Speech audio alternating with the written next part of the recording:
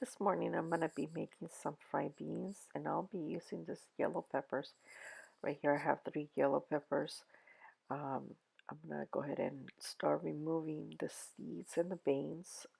And they're not spicy. These peppers are just for flavor. Tons of flavor, by the way.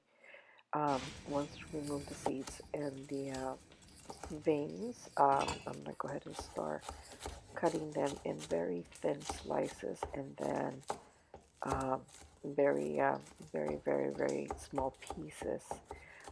So go ahead and dice them as small as you can. The idea here is so that the peppers can disintegrate once once you put them in the pan and you add the beans.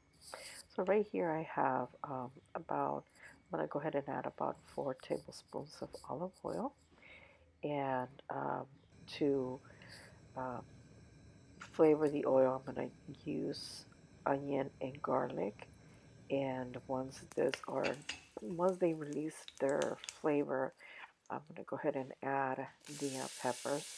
And I'm going to cook them in medium-low heat for about 4 to 5 minutes or until the peppers look nice and soft. Once this is done, I'm going to go ahead and start adding the beans to it.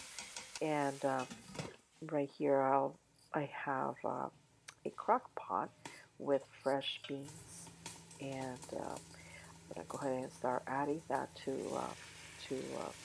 the oil. And as you can see, I'm gonna be making a lot. There's several of us here in my house, and I like having leftovers because then you can make those with beef and cheese burritos, or you can have it in a side dish at any time if you have it ready to go. Now that you have the amount of beans that you desire, you can go ahead and start adding a little bit of the broth of where you cook the beans.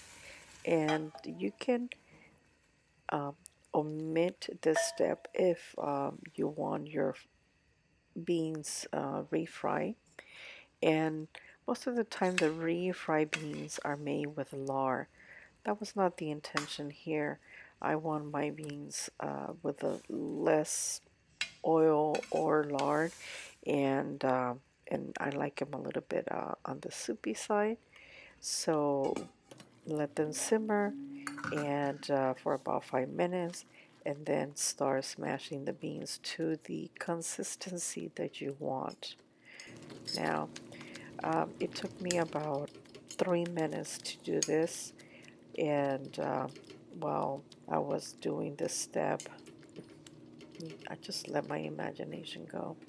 And most of the time, I think about what my next meal is going to be, if I have all of the ingredients, or, what is this is for the most part is a side dish, and, just thinking about what am I going to serve it with, and, if my family's gonna like it or not, if they're tasty or not, and so on and so forth. Um, After you finish smashing the beans, let them simmer for another 2-3 minutes, and they're ready to serve.